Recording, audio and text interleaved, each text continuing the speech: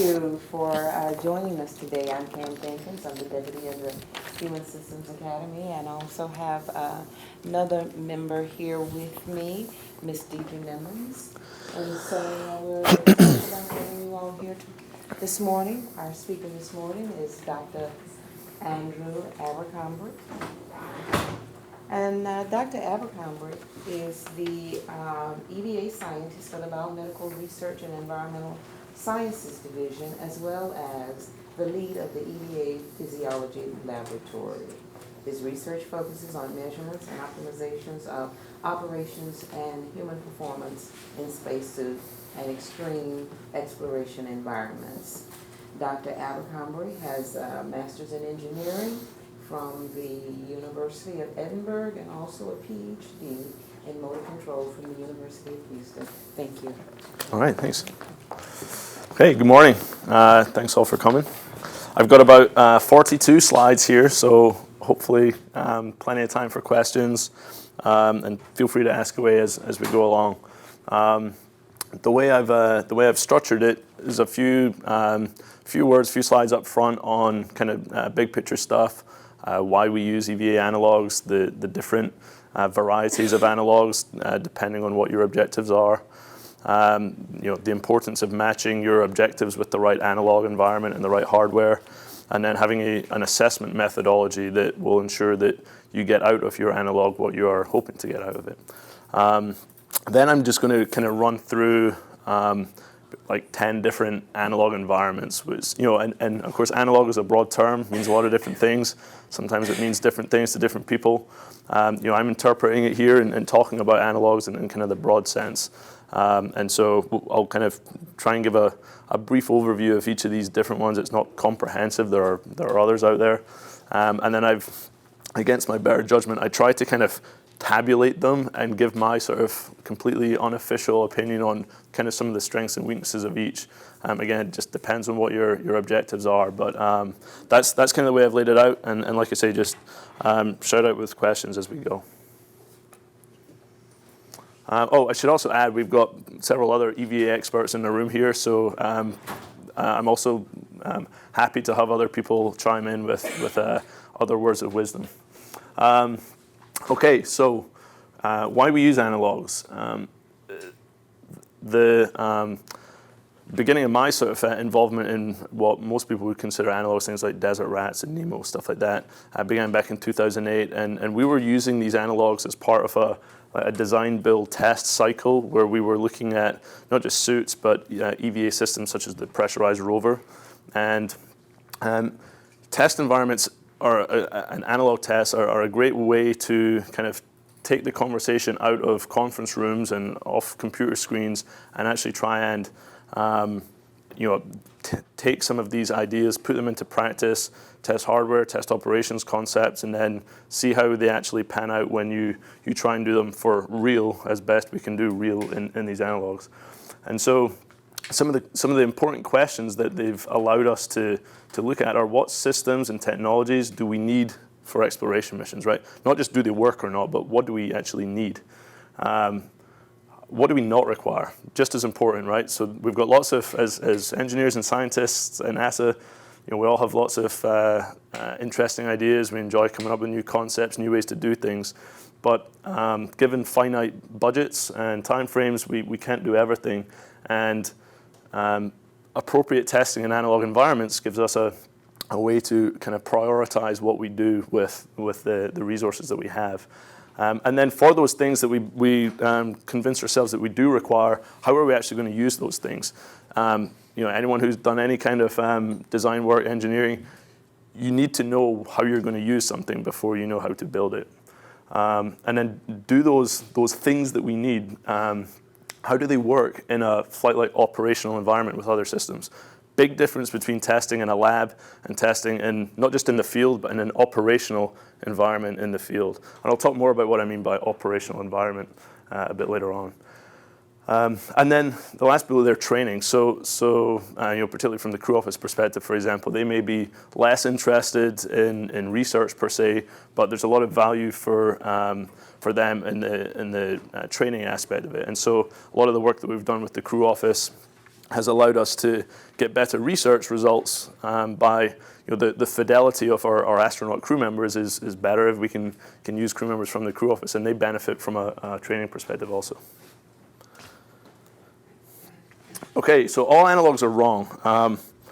And the point here is that by definition, an analog is not the real thing. What we're trying to do with analogs is identify what it is that it does well, identify what it does not do well, and then design your tests accordingly. And identifying that up front and integrating across analogs. This is a kind of term I've used over the years where any one test in itself very rarely gives you a sort of definitive answer, right? You need to recognize the need to test across multiple environments, including lab environments and just analysis.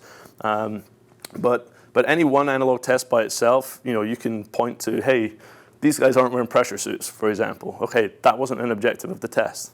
And from a sort of communication perspective as well, having been through a lot of these different tests and heard the criticisms, often very valid criticisms, it's important to be able to communicate to understand for yourself and your team what you are trying to do and what you're not trying to do, but also be able to communicate to others. What is the scope of this test? What are we trying to do? What are we not trying to do?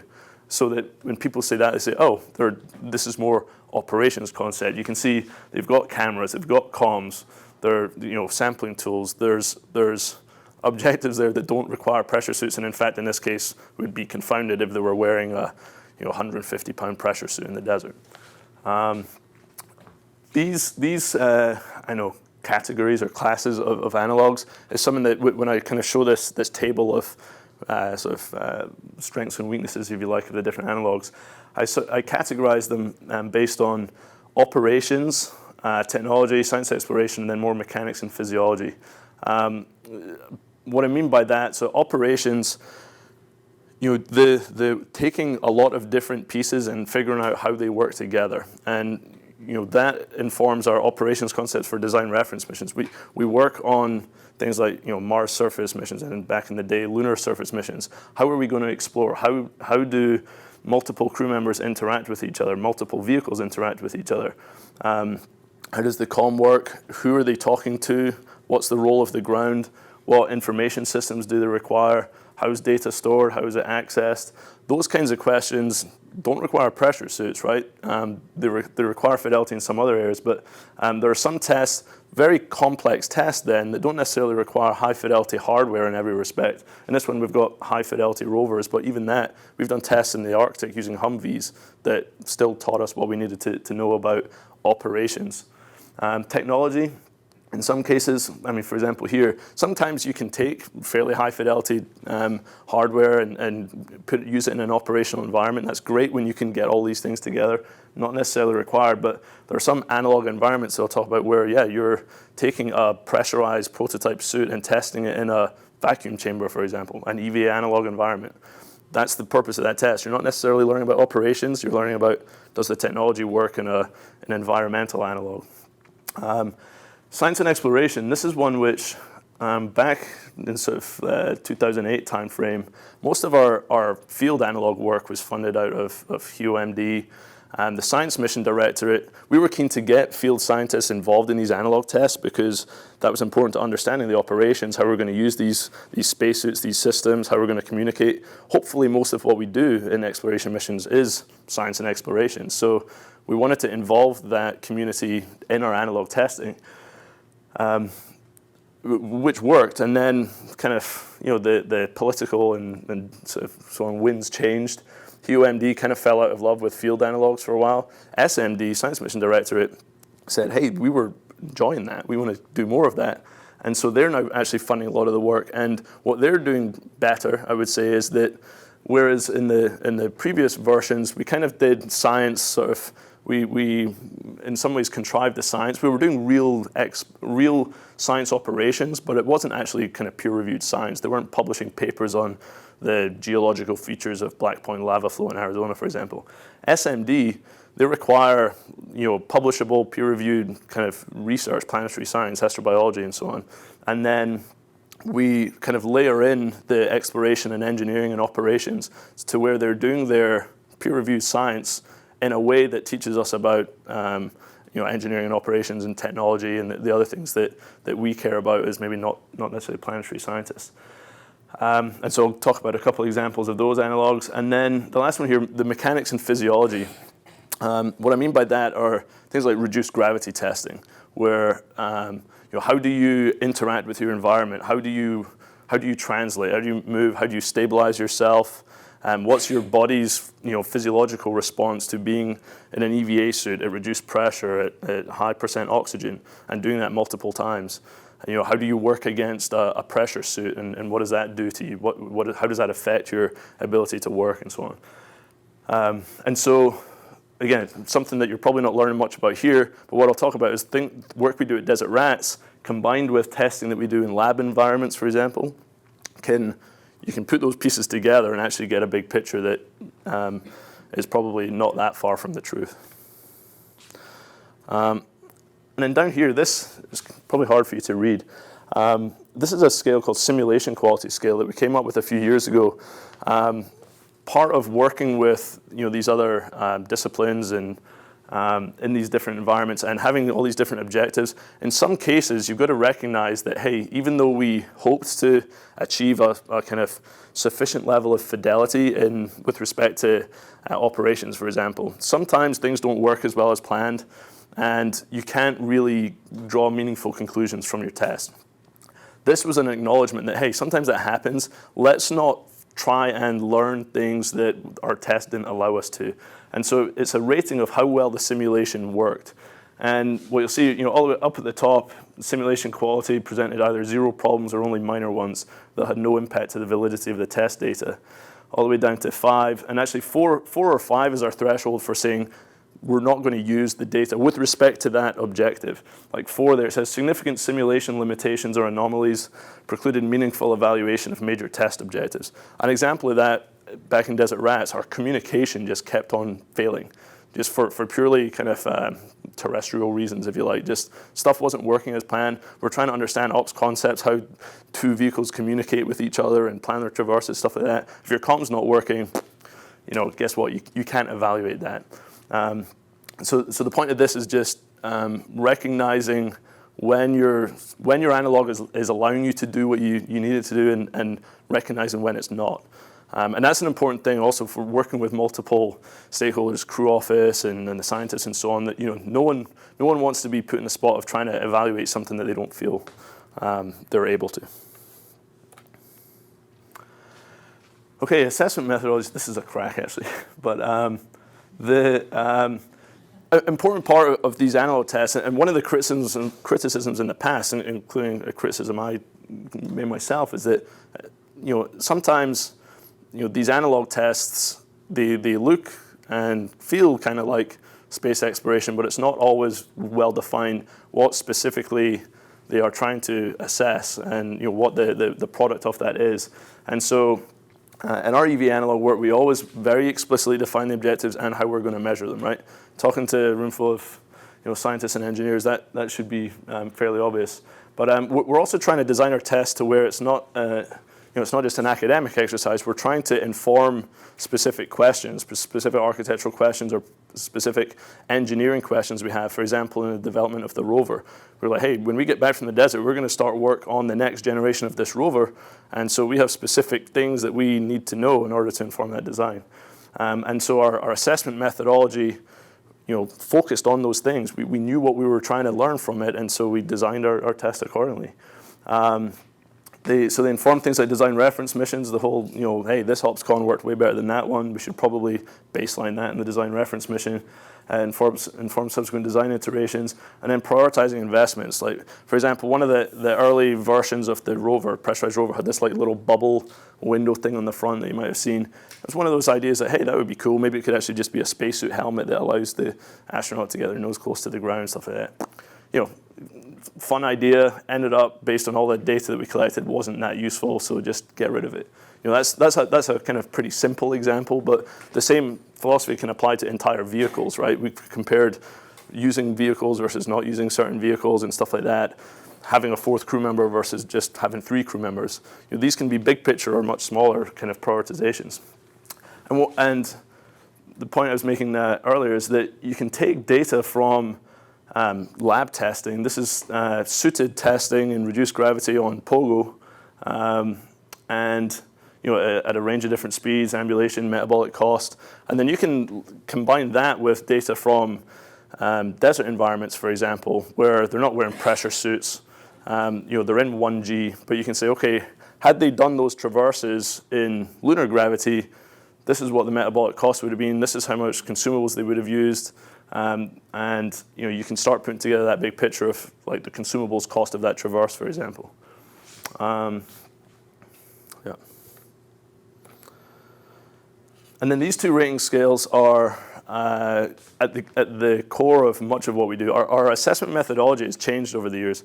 We started off trying to do a lot more.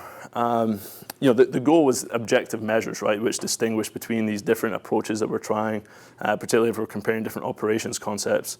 The nature of analog work, as with a lot of the work we do in NASA, right, is small n. You don't have the benefit of doing multiple repetitions on these things, and then there's a lot of kind of noise and variability in your data.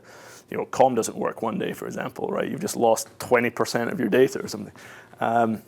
And so it was hard to defensively kind of compare these conditions with such a small amount of data with high variability.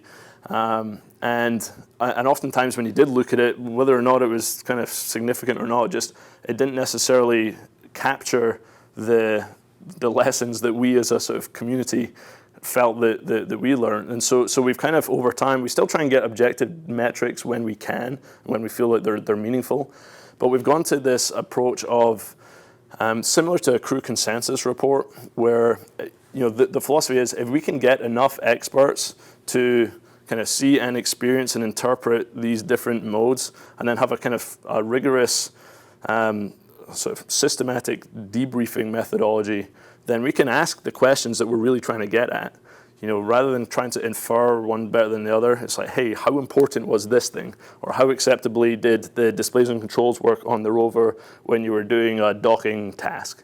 And these two rating scales are used, we use these by consensus, and what we try and do is always have at least 6 people, ideally just have the whole team.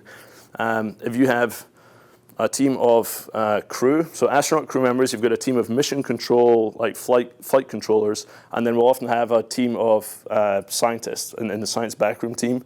And recognizing that those different teams, if you like, have different perspectives, different needs, what we try and do is get the consensus opinion of each team with respect to a series of questions, sometimes dozens of different questions, ranging from big picture things all the way down to, does the coffee cup holder work? And so the significance of these scales are the acceptability is just how well does it work or not? And then the capability assessment is, regardless of how well it works or not, do we need it? And those are important questions. So that it provides actionable results that we can then use like the day after, pretty much. Acceptability rating scale, by definition, totally acceptable, no improvements necessary. And then it then prompts, to the extent that improvements are desired, warranted, or required, they will, they have to tell you, okay, this was unacceptable, the improvements required are this. That's usable, right? As an engineer, you can say, okay, the cup holder was too small, I need to make it bigger. But we could then, we would collect that data for literally dozens of different design characteristics of the vehicle. You look across at acceptable, and then it would flag something that, oh, that was a problem, this was a problem, this was a problem. And it kind of focuses the subsequent design work. And then the capability assessment scale is something which, again, tries to help with prioritization. And at all levels of the agency, of course, people want to know what they should be spending their time and money on. And this is intended to capture that. Okay, so I'm not going to spend a whole lot of time on this just now. I throw it up again at the end. But these are the what I'm calling analogs that I'm going to talk to, at least briefly. We've got RATS, virtual reality, Argos, NEEMO, NBL, Parabolic Flight, vacuum chambers, hypobaric chambers, Pavilion Lake, and then finally Basalt, which is a new analog that I'm just going to say a few words on. I should probably move pretty quickly. That's a lot of stuff. Okay. So desert rats.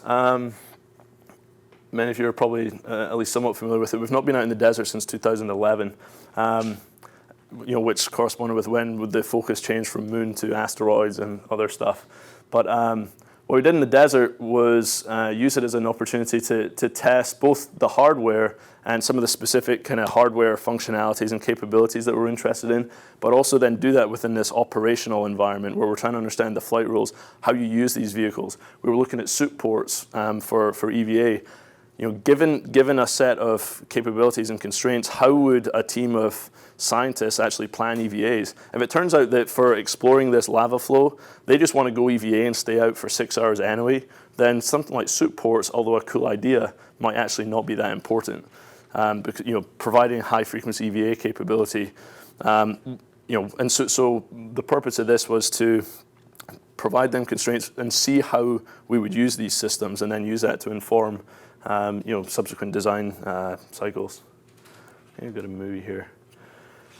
So this is just a short movie showing some of the testing from, I think, 2008 or 9.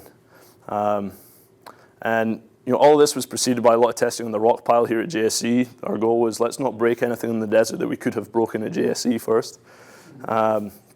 And for the most part, that worked out. And so this combined, habitability and human factors. We were looking at, can 2 people live in something this size for, I think in 2008 we only did 3 days. 2009 we did 14 days. That was another big question and a kind of controversial one. Hey, that's a pretty small vehicle. Is it realistic to think that a couple people are going to spend 2 weeks at a time in that? That's them using the suit ports. I'm not going to talk a whole lot of detail about all the specific test objectives, but you can see here, these are we call Hollywood suits. They look good. They provide some of the constraints on field of view and motion and stuff like that. But as you see, over the course of tests, once we kind of got comfortable with the suit ports, we think we've got a good handle on how those work. The subsequent tests, these suits were just so heavy as to be a kind of confounder. It starts limiting, like, hey, I would walk over there, but I'm already broke off, and I just want to go back in the rover. And whereas on the moon, of course, they would be weighing a fraction of what they do here.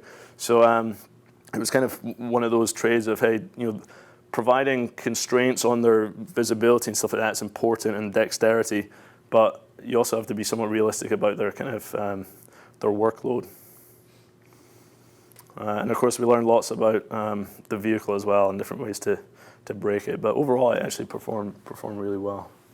And this was all done, like I say, it wasn't just kind of driving around and go pick up some rocks. There were mission timelines from beginning to end, science objectives predefined, science control team. They're all communicating and trying to conduct all the operations in a very kind of flight-like way so that we understand not just what works and what doesn't work, but how you're going to use these things. And then this is an example, I already kind of talked to this, where you can take metabolic data and ground reaction force data and stuff like that from testing on things like POGO in pressure suits, combine it with GPS data from desert trials, and then put together a big picture that starts approaching what we think reality might be like.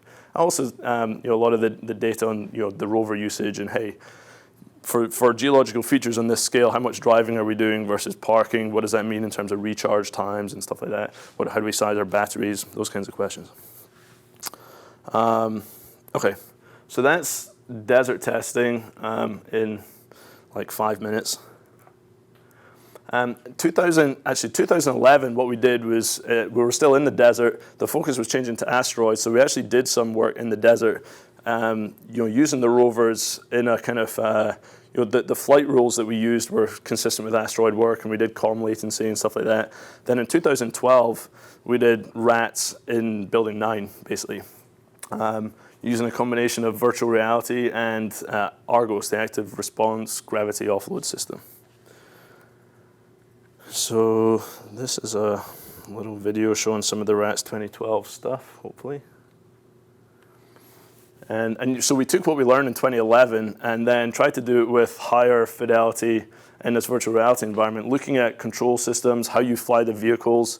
One of the criticisms that we had ourselves of our 2011 test was that driving a vehicle up to within a few meters of a rock is different if it's free flying versus if you're just on the surface, right? So we came up with this high fidelity physics simulation of the vehicle around Itokawa, a near-Earth asteroid. Looked at control systems, planned traverses, and then we were looking at, so you've got an EVA crew member outside there. They're actually up in the VR lab, and so they're communicating back and forth. They're seeing the same things that the people inside are seeing, and they're trying to communicate, as to, who moves when. If you've got one person that's free flying on a jetpack, for example, you've got a rover or what we call an SEV, basically a free flying version of a rover. Then the flight rules for how those things work together without putting each other in danger or pluming each other, stuff like that, get pretty complicated. And this kind of test allowed us to get a better handle on those things. You can see they're still using suit ports. We've got this is a new next generation of the SEV, using potties and water dispensers and electromechanical suit ports. We're collecting data on propellant usage, stuff like that. So, although the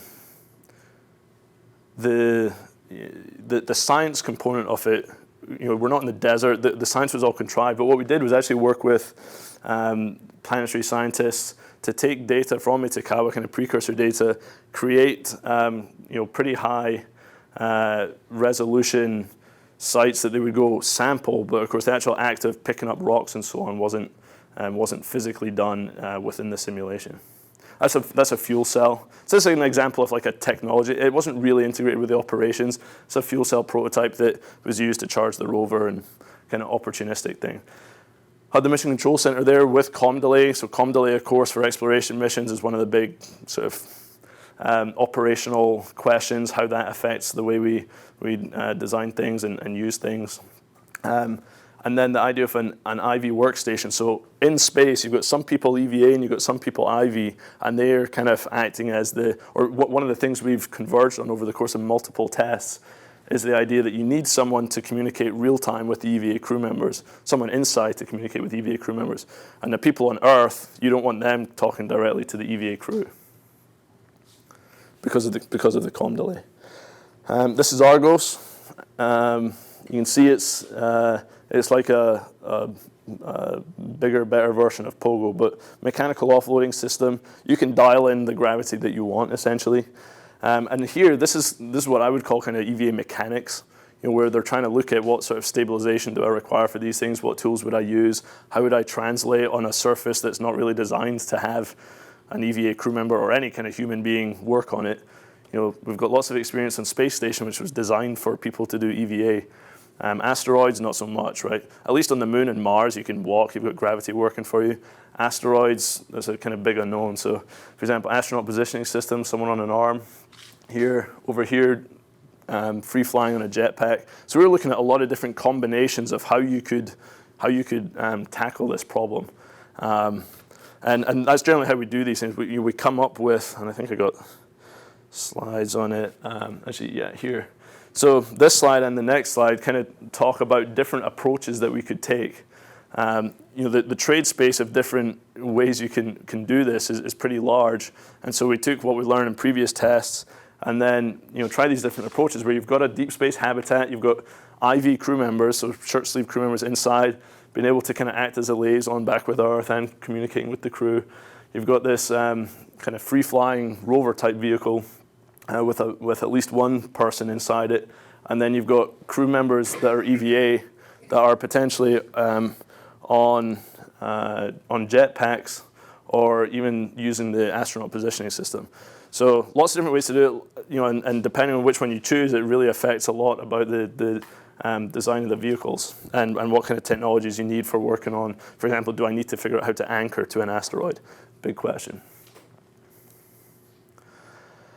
Like I said, this is part of the operational fidelity. Things like stabilizing, how I attach myself and grab the sample doesn't require this backroom team, but because we were also trying to have operational fidelity, then that requires that you have a fairly realistic setup in terms of console positions and communication protocols and communication tools, text, video, voice, and so on. that's just some more pictures of Argos. Actually, one thing we did here, which was interesting, we looked at, so one thought was, hey, with a jetpack, instead of anchoring, could you just kind of constantly thrust toward the asteroid and kind of provide artificial gravity that way? And so what we were able to do with Argos, because it's so precise, and this is one of the real strengths of Argos, is you can literally dial in to kind of fractions of a pound what your forces are. And so we kind of incrementally increased the constant thrust force, if you like, to where that drilling tool with, I want to say 2.2 pounds, basically one, which actually corresponded to about the force of the safer thrusters, then they were able to drill into that thing. Of course, and then you can do the math and figure out, well, how much propellant does that use if I do that this many times over this much of a mission? And you don't necessarily want to do that, but this analog environment allowed us to look at that question, which was interesting. Argos right now is offline, as you guys might be aware. We're trying to get it back online, and we have a lot of testing planned that's going to use it. This is some testing back in, I think, 2013. Just kind of feasibility testing, like, hey, how would we use Argos to do suit testing? You can see the attached via this gimbal. This is the Mark III suit. Is this Mars gravity, Jason? Yeah. And so, yeah, we've got a lot of hopes and dreams of future Argos testing, and it really is a fantastic environment. I mean, one limitation of it, while we're looking at it here, you only have one person at a time. Looking at, and we'll talk about NBL. One of the things, NBL, bigger environment, you can get in things, underneath things, inside things. You can have two people working at the same time. Those are things that you can't necessarily do in Argos, at least right now. But the way out, if you like, on Argos is perfect. You can push against. There's no water drag, right? So you can push against something, and you'll just keep on going. There's zero drag. It's incredible. So this is a really powerful analog, if you like, a really powerful test environment for us with respect to suit testing in particular. They've been testing jetpacks on it. They've been testing Robonaut on it. So there's a lot of things besides just EVA testing you can do with it. But we are certainly one of their main customers. Anything to add on that, Jason? Jason spent a lot of time working Argos. No, the only thing to mention is that I think when you saw the recovery from a fall, this is a great analog probably for upright activities, when you're doing planetary gravity. But there are times where, like Andrew mentioned, every analog is not right, and that was because that was one of the subjects in this. One of the times where I felt like the gimbal twisting around induced moments that were just not realistic. So that's one of those times where that simulation quality, I would have probably given it a 4 or 5. Yeah. Other times it's a 1. Yeah. So it's every analog can be good for some tasks, but not going to be perfect at all. Yeah. No, that's a good point. And sometimes testing bad data can be worse than no data, right? Because you can kind of mislead yourself. And so that's a really good point. Making sure we understand kind of which conditions work well and which don't. And in NBL, for example, with the drag thing, drag, goes up with the square of velocity, right? So like slower movements, it works okay. The faster you start trying to do things, then the more drag starts confining matters. Okay, so NEEMO. One of our underwater analogs, and one of our analogs, which I'm going to focus on the EVA portion of it, but of course it's a much broader analog than just EVA, right? You've got, so you're 4-ish miles, I think, off the coast in the Florida Keys. This is some bathymetry data we got a couple years ago, and just trying to kind of give you a big picture where this thing is. We created this 3D map for when we were doing some work with deep worker submersibles and trying to lay out some pretty complicated EVA scenarios. You got the habitat over there, the life support buoy. This is the surface of the ocean. And then down at kind of 65-ish feet here, there's a mock-up of the lander. It doesn't look quite that fancy, unfortunately. But we had mock-ups of rovers, translation lines set up, rock walls. And then what we do, or have done in the past, is set up a kind of standard circuit of EVA tasks, and then we look at different ops concepts, and actually it's a bit of both, right? So there's operations, there's different kind of combinations of humans and vehicles to try and accomplish this standard set of EVA tasks. And then we've also got different sort of mechanics, different tools to try and stabilize yourself, different tools to try and grab the samples. So it's kind of a combination of mechanics and operations within this, this EVA analog. Yeah, this just kind of gives you a little bit of an idea of the scale and layout of things. More barracuda swimming around in reality. But yeah, the standard set of tasks is important because it's something that by using consistent kind of assessment methodologies and consistent tasks across multiple analogs, that's what allows us to combine data, right, and try and have this integrated approach. And so, and a lot of the analysis that we do, just the kind of computer analysis that we do to look at design reference missions and kind of the consumables and time impact and cycles on suits, et cetera, for end-to-end missions within the human spaceflight architecture team, the HAT team. We can combine that with data that we get from things like NEEMO and RATS and virtual reality and so on. But, you know, because we intentionally design these tests to inform the analysis and vice versa. So these are some pictures of the EVAs, and you can see they're not in suits. They're wearing superlight dive helmets, which does, you know, it reduces your field of view significantly. You have voice comm, you have video, you transmit video, you don't receive any. And then in this case, you know, we were looking at, you know, different ways of. They're actually wearing a mini workstation, so it's a kind of fairly low fidelity suit simulator, but the tools that you're using are pretty high fidelity. And so we've got these standard series of tasks. In this case, we're actually looking at working from a PFR, portable foot restraint. The deep worker submersible here being a kind of a proxy for the flying rover.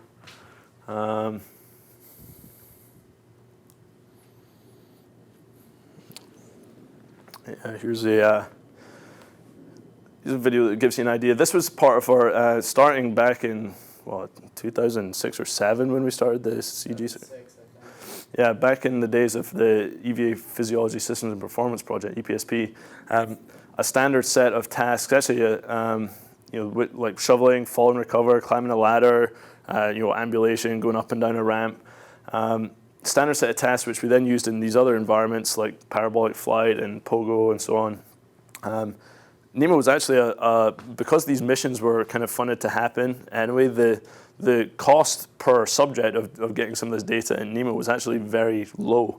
And so we got a lot of data using, this is we call the CG rig. So our question there was not just can you do these tasks, but how does your weight and your center of gravity affect your ability to perform these tasks, which of course affects design, you know, suit design requirements.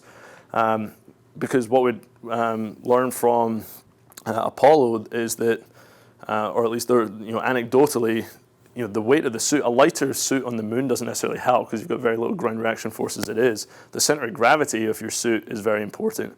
And so we're trying to do, through a series of tests, look at those questions of mass, weight, CG, pressure, and look at how those kind of interact for different tasks. And so we got a lot of data from multiple NEEMO missions using the CG rig where you could dial in different CG locations and then you could add different amounts of weight to simulate lunar, you know, different weight suits on the moon and Mars. And then the science piece, NEEMO is, you know, it's in the middle of a coral reef, it's in the middle of a national marine sanctuary, but so there are opportunities, and some missions more so than others have tried to kind of use the science operations side of it. In reality, I'm not aware of any studies that have been published on the marine science during a NEEMO mission. I know they've published a lot of science that's been done at Conch Reef and around Aquarius, but that's a kind of potential strength in NEEMO is that you can do some of that if you plan it appropriately. And you can see it is a very good operational analog. I guess I didn't really put any slides in on that, but because it's, you know, these are NEEMO missions, right? And particularly in recent years, we've been doing it with communication delay. And so even the EVAs are also conducted with communication delay. You've got IV crew members talking to them, and then the communication with the ground, on shore is delayed. And we've done a lot of work on the different protocols and what works, what doesn't work, and assessing that from, again, the perspective of crew members versus mission control versus the science backroom team, and kind of incrementally getting closer to what we think is a kind of a good ops concept, and identifying the needs for software tools. I'll talk more about software tools at the end, but I guess the best way I could say is that the EVA, the NEEMO as an EVA analog combines both the mechanics of EVA and the operations in a pretty good way in most cases. Okay, NBL. So this is also the CG rig. So this is kind of doing the same stuff as you just saw in the NEEMO video. Good viz, no current. There's some things at the NBL that you don't get at NEEMO. This is all still unsuited, of course. And this was back in 2006, 7, 8 timeframe as well, I think. And ability to measure some more things being in the NBL versus NEEMO. But the NBL in general, obviously its primary use is as a training analog, right? But from our perspective, and we support that, we collect met rate data during that stuff. But from a more kind of exploration forward perspective, it offers some things that we don't get elsewhere. Like I mentioned before, you can get 2 people at a time working in a pretty large area. You can put large mock-ups of large spacecraft, in the pool there, and you can work on them simultaneously. And here, we're actually doing a kind of airlock type evaluation where you can get in and out of an airlock, and and you can be doing this for hours, right? So unlike Parabolic Flight, where you're very limited time frames, unlike Argos, where you can only get 1 person at a time and you can't really get underneath things. This offers a lot of benefits there. And then, of course, unlike NEEMO, you're using actual suits, which adds a lot of benefit. Of course, you still weigh 1G inside the suit. That's one of the limitations, in pretty much all our testing except Parabolic Flight, right?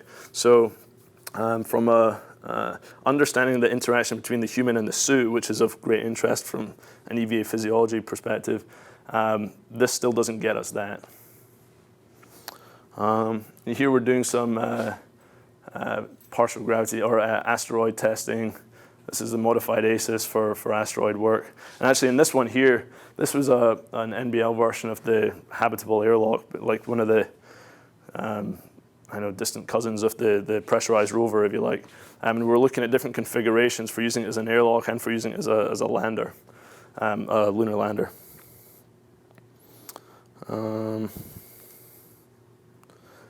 Okay, Parabolic Flight. Big limitation, obviously, it's short, right? 20, 25 seconds at a time. And then, as you can see, kind of overhead clearance there, very limited. And then I'm not even clear on what level of Parabolic Flight capability we have anymore. I know the Europeans still have it. Maybe you guys know better than I do, but it's very expensive. And then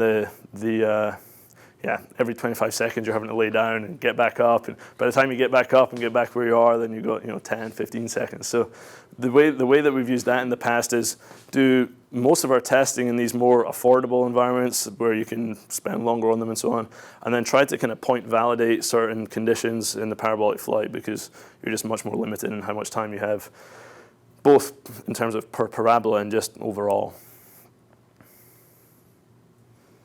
Anything to add on that stuff, Jason? The main thing I'd add is volumetrically, I think we got really comfortable with Parabolic Flight in the microgravity environment. You could use the whole volume. You could lay down parallel to the floor or to the ceiling. In a planetary gravity environment where your feet have to be on the ground, you're now very much like the area in the space you have to work with is significantly confined. So right. It's not just the time, I think it's the space. You need a nice big 747 or something like that. Get flares cleared out. Yeah. We could make use of that. Dear Santa Claus. The Russian plane, the Russians have a huge plane that is all gutted. And instead of doing several parabolas, they just do one at a time and they cycle. And Really? Yeah. It's huge. How long are their parabolas then? Like the I don't know how long they are, but it's only one parabola per cycle. It's a huge plane inside. So wide open. Well, this is the environment where you test, like I said, in Argos, where you're trying to do a recovery from a fall. It's all confounded. This is the perfect environment to actually do that because you truly have all the right gravitational mechanics. It's a short task or something that you could really best assess in an environment like this. That's interesting about the Russian one. I didn't realize that. Actually. Yeah, I'd be interested to see that. So yeah, I mean, the Europeans, they're interested in working with us in suit stuff, of course, but if there are other options, then it'd be good to know about those. Okay. It's probably enough of Mike jumping around. Okay, vacuum chamber. So again, maybe not traditionally an EVA analog, as some people might think of it, but of course it's an important test environment for EVA. Gives us things that we don't get anywhere else. And this example here, so suit ports, for those of you who are not that familiar with them, the concept there is that your suit is attached to the bulkhead of a vehicle. The outside of the suit is exposed to the vacuum of space. The inside is at cabin pressure at 8.2 psi. You open a hatch on the vehicle bulkhead. You then open the hatch on the suit. The plis is a kind of swinging plis, and then you climb in the back of your suit and close both of those hatches behind you. So while you're doing that, of course, the suit itself is at 8 psi delta, and then so very rigid, right? And then you close those hatches so that you don't empty the cabin behind you. Then you depress the little vestibule in between your hatch and the vehicle, and then you can separate. And then once you've done adequate pre-breathe, you can then lower the pressure in your suit and go do your EVA. So in theory, very low overhead, very short pre-breathe, lets you get out the door way quicker than we do right now. But that donning, and then of course coming back inside, you're doing the opposite, right? You then got to clamber out of this thing. We've done lots of testing, as you saw in some of the previous videos, with suits at just kind of at ambient pressure, right? No delta pressure across the suits.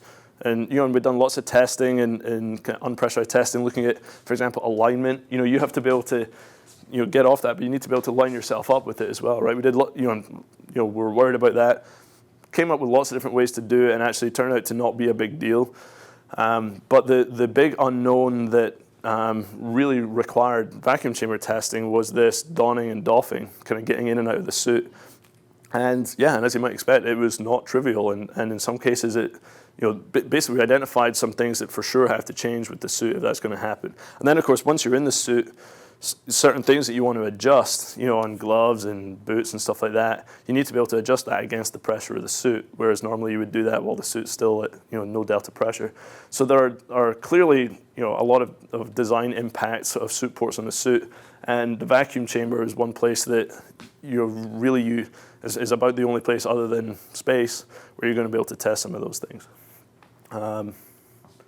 And then, of course, the vacuum chamber itself is used for testing the suit hardware. You can operate parts of the suit, in a vacuum chamber that you're not going to be operating elsewhere. So, thinking again about those kind of different categories, operations. No, we're not really doing operational testing, but the technology piece of it, and to some extent the physiology piece of it, is high fidelity in these vacuum chamber tests. Okay, then another kind of chamber, and one close to our hearts in the EVA Physiology lab.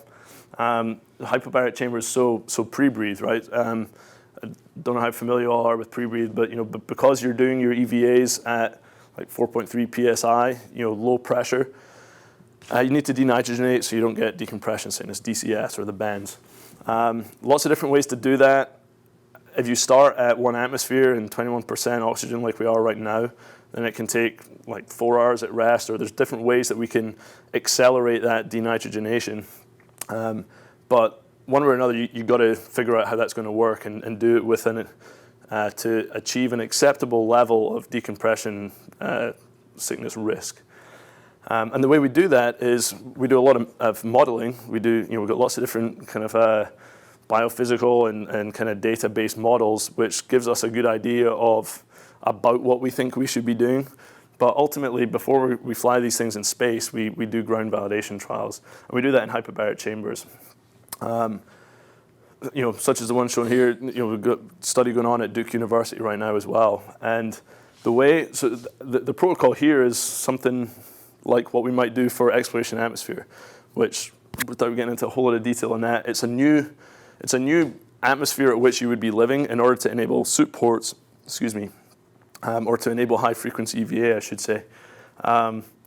We don't have any existing Prebreathe protocols on file that use that, so we're going to have to come up with new protocols. We've already done a lot of modeling work on that. We've published a kind of a model analysis, but we're going to be doing some studies to kind of validate the decompression decompression sickness risk is acceptably low. So what you would do is spend a couple of days equilibrating at the exploration atmosphere pressure. Then you do the pre-breathe, whatever pre-breathe that we come up with. And then they do an EVA, right? But this is what your EVA might look like. So again, you look at that, you think that's not what I would imagine an EVA simulator would look like. But the significance of that, I think actually it shows it better here. The point is, from a decompression sickness point of view, your risk of decompression sickness depends on how well you denitrogenate before the EVA, and also the manner in which you do that. Like exercise, for example, is a big deal.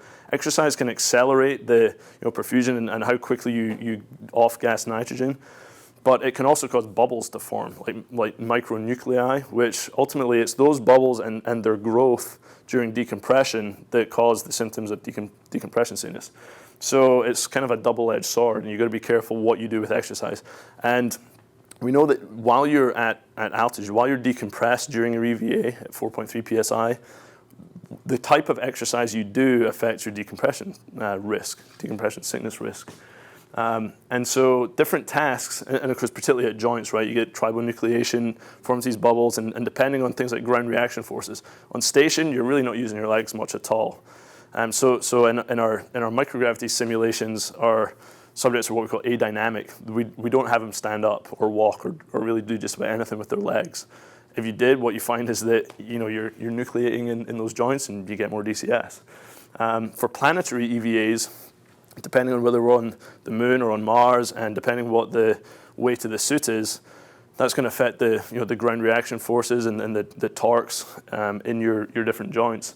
And then with upper body work also, when you're cranking on things, pulling on things, opening hatches and so on, those things all cause nucleation and therefore affect your DCS risk.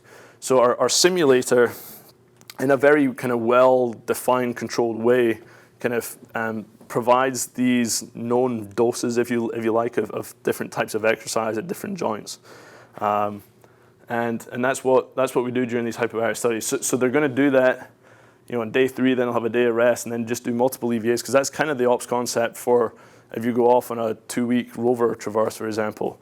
I mean, you could potentially be doing EVA every day, actually, but the way that that's simulated is on something that looks like this.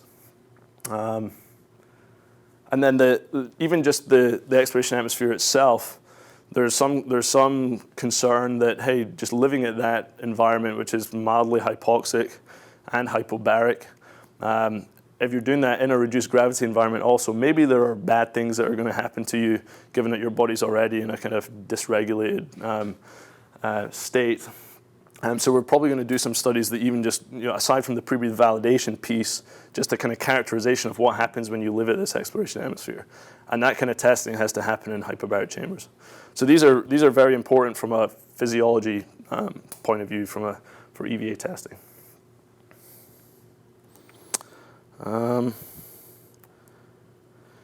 Okay, Pavilion Lake. This is one of the probably lesser known analogs that we've been using since like 2008 or so.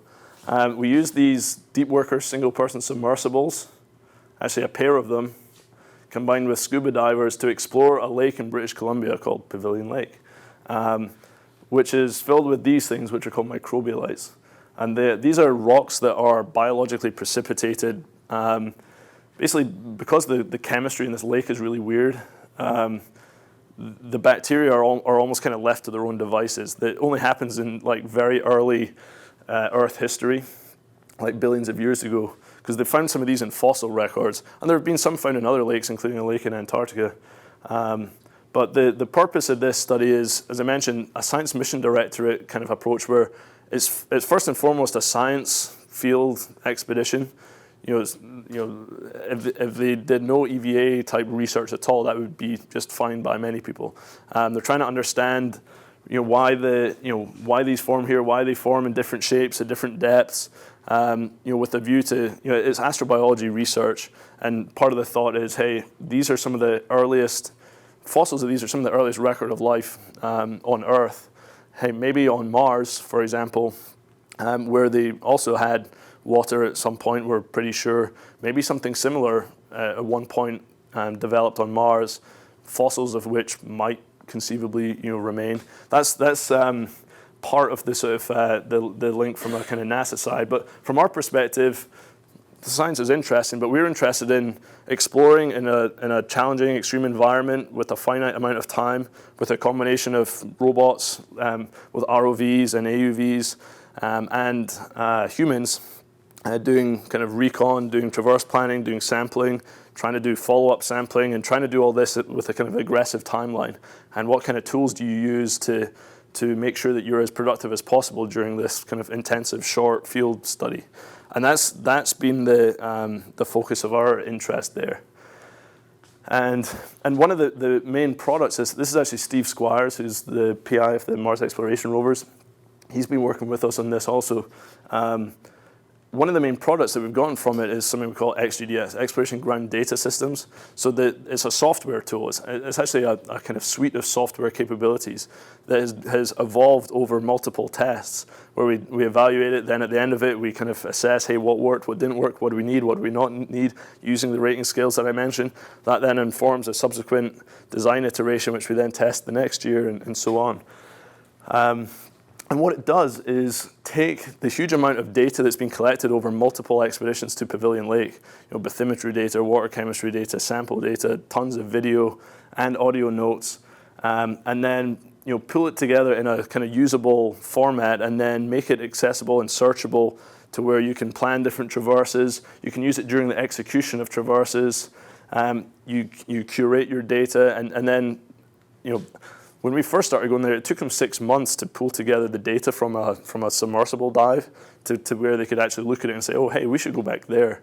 And then over the course of several years, we got that down to where it's now happening in more or less real time.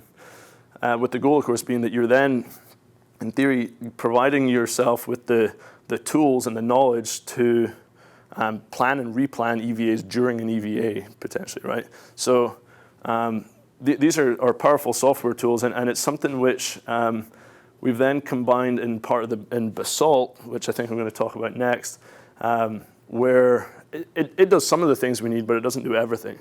But it's a tangible product that has been coming out of this EVA analog environment for us that we've then been using elsewhere. For example, NEEMO, we used it a couple of years ago.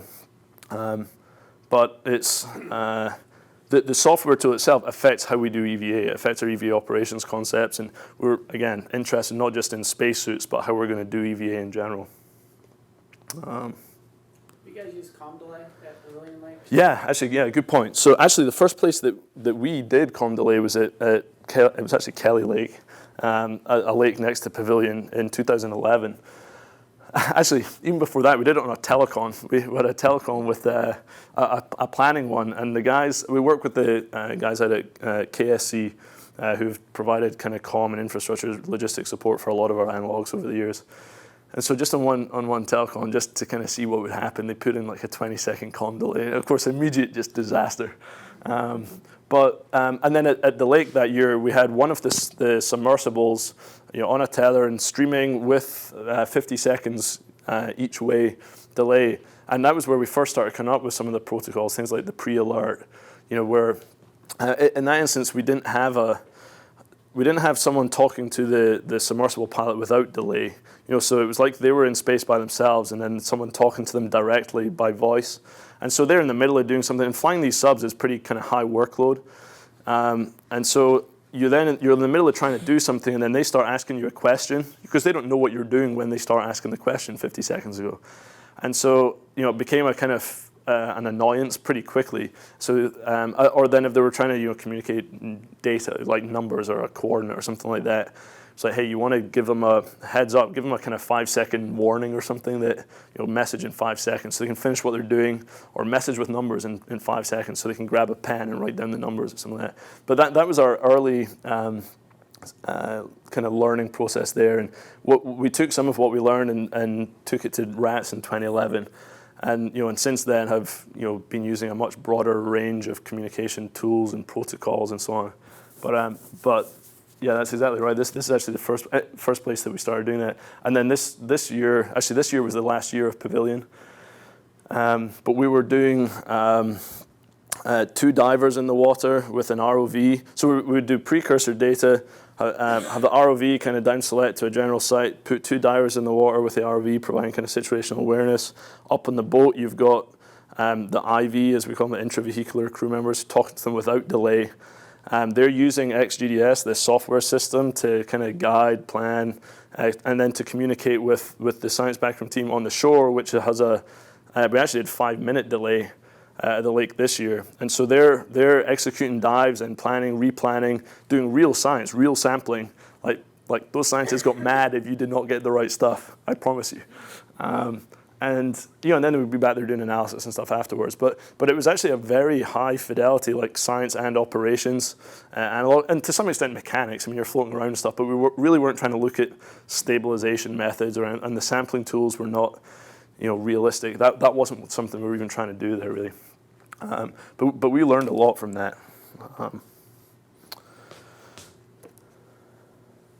And then this one just shows what we would do at the end of each day was using exploration ground data systems. It would allow us to kind of debrief it, the pilot would talk through, because they would be in the water for hours.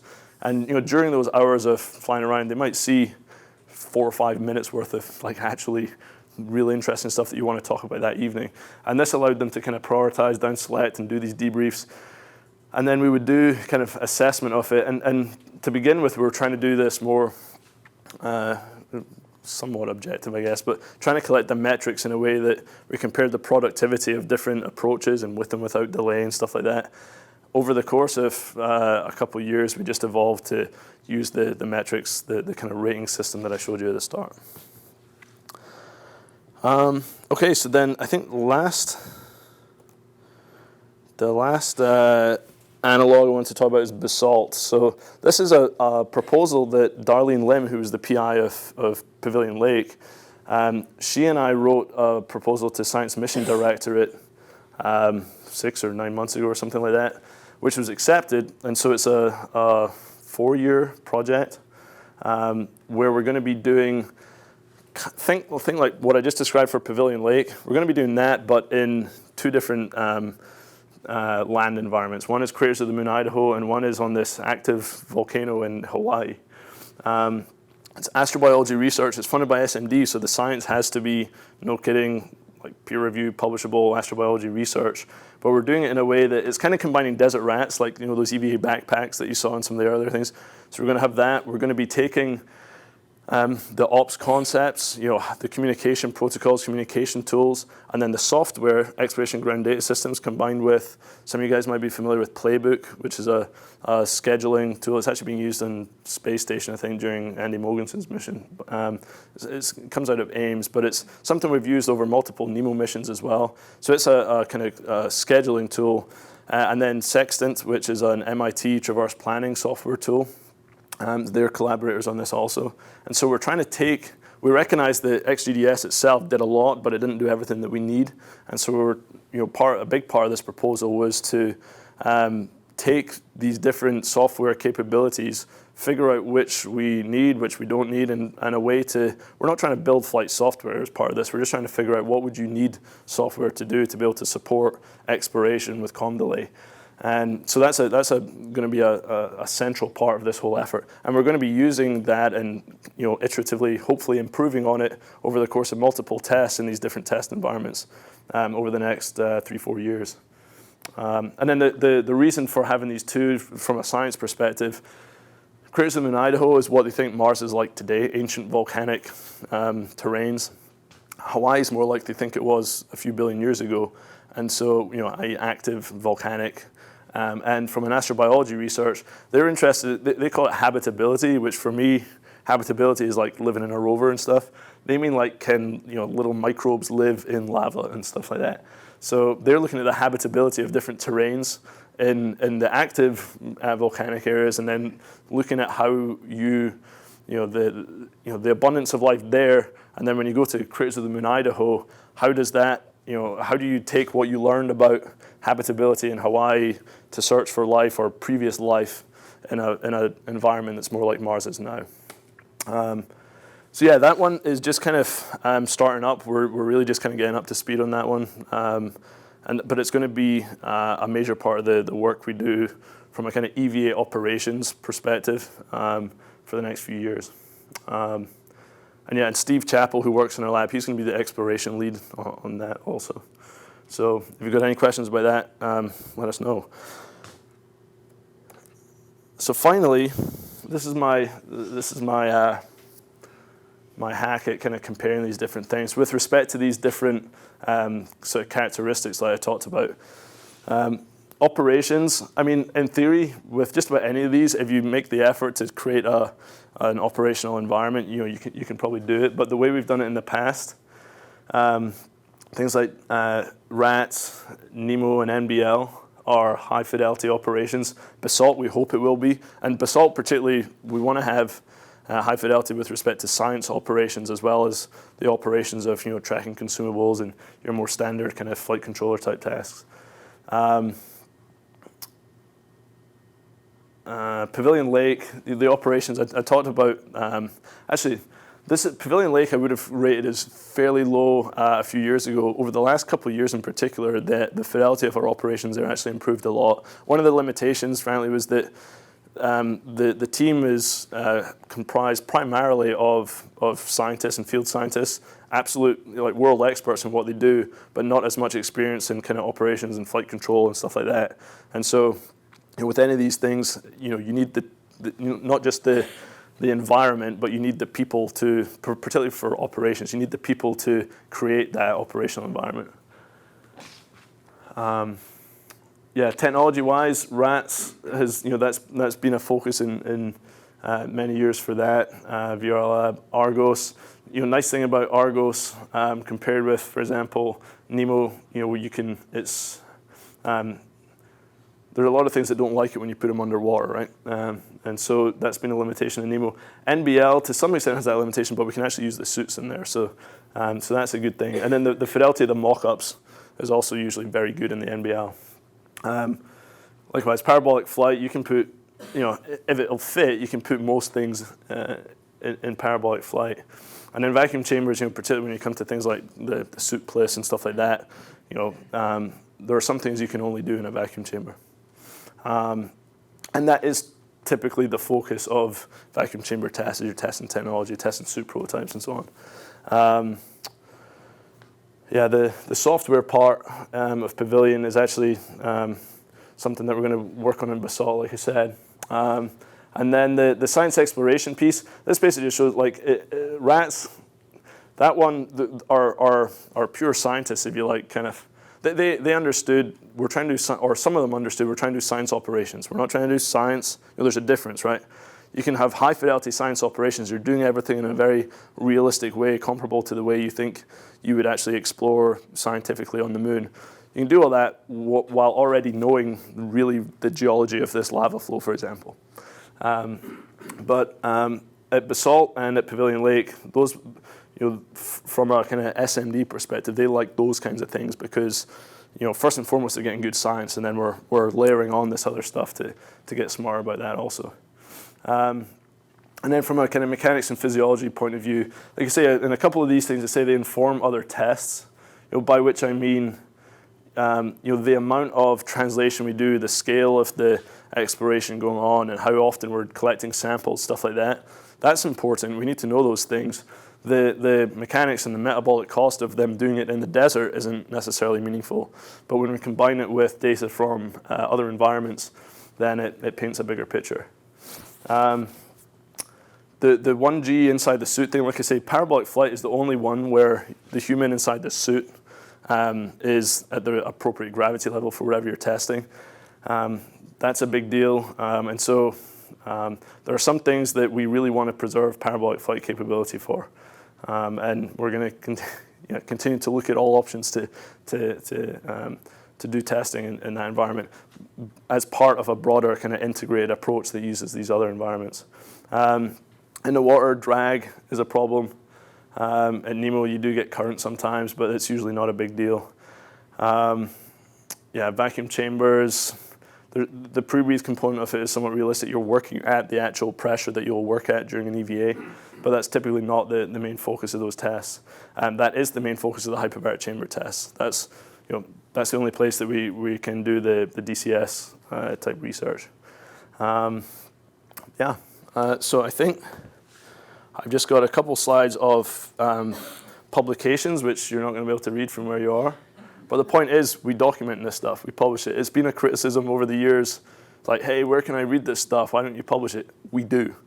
And I don't know if these slides are made available to folks, or feel free to email me if you want to get copies of this stuff. But journal articles, tech reports, conference papers, conference presentations. So, there's a ton of stuff out there. We document it. Like I say, the goal is to have actionable data that we then immediately incorporate into our next test or our next design cycle. But recognizing that sometimes, those things, kind of reach an end point and people move on. We've also tried very hard to document it for posterity so that, if and when we revisit some of these things a few years from now, we don't start off back at the beginning. That's all I got, I guess. Any other questions? Any other words of wisdom from any of the EVA folks in here? I know there's several of them. No, I think you covered up the pros of most of it. Yeah, and like I say, it all depends on what your objectives are, and that's the kind of main point I try and drive home. Like the UH lecture series as well. Just figure out what you're trying to do with your test, and then match your hardware and your environment with those objectives and your assessment methodology. Okay. Good. Okay, thank you. And I want to say, As you begin to fill out your survey, please remember that one is strongly disagree.